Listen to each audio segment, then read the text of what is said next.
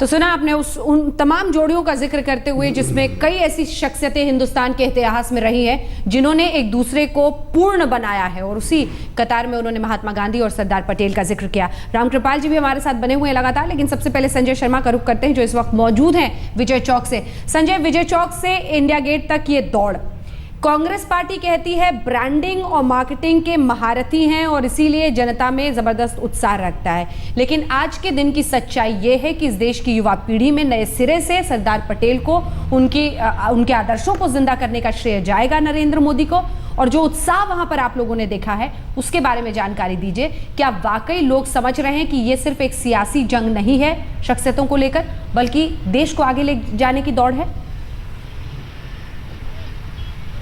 मुझे ऐसा लगता है, जो मैंने यहाँ पर महसूस किया सुबह 6 बजे से और अभी तक, उसमें कि ये दौड़ इसलिए भी ज़रूरी है कि देश के लोगों के मन में अलग भाषा, अलग धर्म, अलग विचार, अलग मर्म, इन सब लोगों को भारतीयता के सूत्र में जोड़ने की ज़रूरत है। लेकिन दूसरी सबसे बड़ी ज़रूरत मुझे लगी, इतिहास को वर्तमान और वर्तमान को भविष्य के साथ जोड़ने की ज़रूरत के लिए इसका इस्तेमाल किया जा सकता है। नई पीढ़ी के जितने बच्चों से हमने बात की, उसमें से 70% से ज्यादा को सिर्फ ये तो मालूम है कि सरदार पटेल बहुत बड़े महान नेता थे हमारे। वो क्या थे, उन्होंने क्या योगदान किया, इस बारे में उनको कुछ पता नहीं था। वो बगले झांक रहे थे कि सरदार पटेल, कोई कह रहा था कि वो आयरन मैन थे, कोई कह रहा था कि वो ग्रैंड ओल्ड मैन थे, किसी को तो कुछ नहीं मालूम था। उन्होंने कहा हमें नहीं पता, हमारे प्रधान जी से बात कर लो जी, हमें नहीं पता, हम तो यहाँ पर प्रधानमंत्री के लिए आए हैं। तो इस तरह की चीजें हमें लगा कि यहाँ पर इसी बहाने कम से कम लोग उस लौह पुरुष के जो लौह कार्य हैं जिन्होंने भारत को एकता के सूत्र में पिरोया, उसके लिए जरूरत है इसकी, और ये इसमें कामयाबी मिलेगी। दूसरी सबसे बड़ी चीज मुझे ये लगी कि जो कांग्रेस कह रही है ब्रांडिंग की बात, तो ब्रांडिंग जरूरी है, मार्केटिंग जरूरी है। मेरे एक बहुत अच्छे देश के शायर हैं नवाज देवबंदी, उनका एक शेर है, मैं बताना चाहूंगा कि उसी का माल तो बिकता है इस जमाने में जो अपने नीम के पत्तों को जाफरान कहें। मार्केटिंग बहुत जरूरी है और हर एक आदमी को अपनी मार्केटिंग करनी चाहिए। अगर इस मार्केटिंग से देश का भला होता है, देश की नई पीढ़ी अगर पुरानी चीजों के साथ, गौरवमय इतिहास के साथ जुड़ती है, तो वो बिल्कुल जरूरी है देश के लिए। और बाकी इसका असर कितना पड़ेगा, चूंकि हमने ये देखा कि कुछ दिन पहले स्वच्छ भारत अभियान की शुरुआत हुई, स्कूली बच्चों ने भी जो पानी पिया उसके बाद वो सड़क पर ही छोड़ गए बोतलें।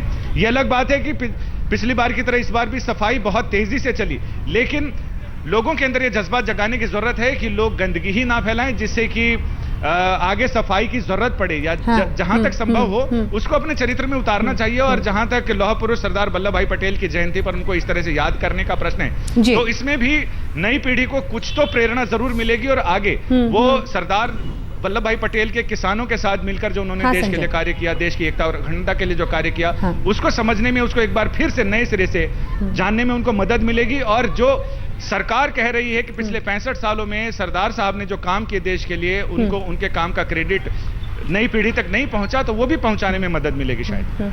रामकृपाल जी, ये देश एक अलग वक्त से गुजर रहा था। आप भ्रष्टाचार के खिलाफ जंग की बात करते हैं, आप कहते हैं ये देश साफ नहीं हो सकता, आप कहते हैं महिलाओं की सुरक्षा को लेकर कुछ नहीं हो सकता, आप ये भी कहते हैं कि ऐसे ही बढ़ता रहेगा, ऐसे ही दंगे होते रहेंगे।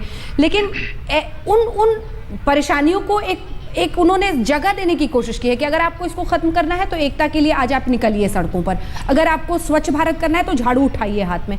उस तरीके से ये दिन कितना महत्वपूर्ण साबित हो सकता है? बहुत महत्वपूर्ण है। अभी जो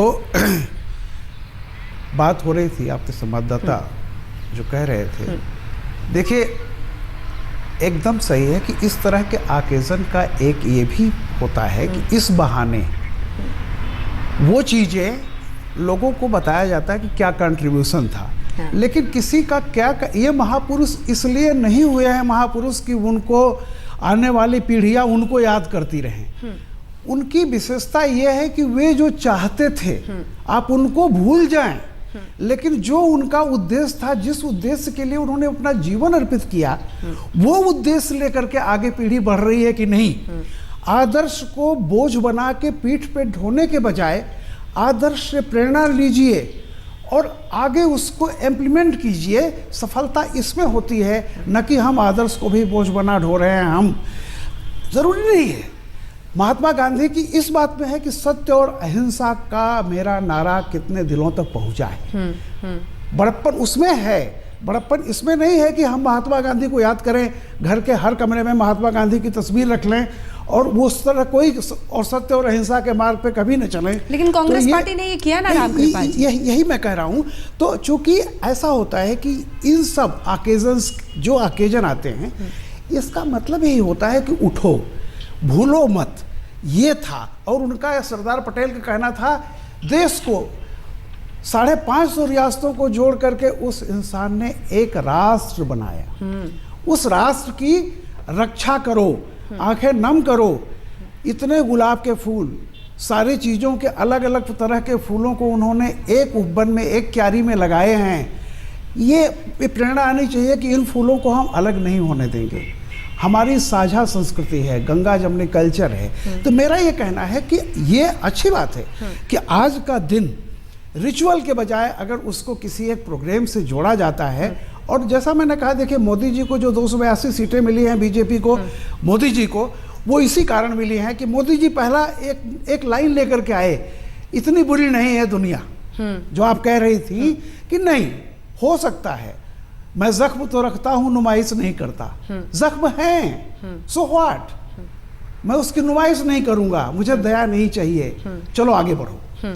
तो ये बात करके वो जो आदमी आया है, इसीलिए युवा पीढ़ी ने उस पर भरोसा जताया है। एक नए सिरे से उन्होंने बताया कि गांधी जिंदा है उस शख्स में जो सड़क पर सफाई करता है। गांधी जिंदा है उस शख्स में जो अपने कद को नहीं देखता है झाड़ू उठाने से पहले।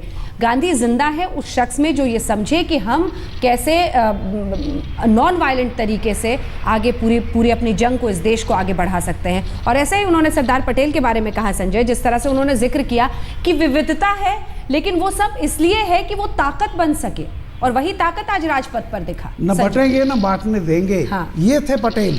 हाँ। और मैं कहता हूं कि आप पटेल को भी भूल जाएं, लेकिन अगर न बटेंगे न बांटने देंगे, अगर आपको याद रहता है तो पटेल जी के प्रति सच्ची श्रद्धांजलि यही होगी, न कि पटेल जी का नाम याद रहे आपको कोई, वो भी अच्छी बात है, मैं ही कह रहा हूं। और जब किसी महापुरुष के इसी तरह के आयोजन, वो चाहे जन्म हो चाहे शहादत के दिन हो, जब कोई ऑकेजन आप करेंगे तो जाहिर सी बात है कि वो पूरे साल भर वो पीढ़ी उस नाम को भी अगली पीढ़ी को सौंपेगी अगले साल।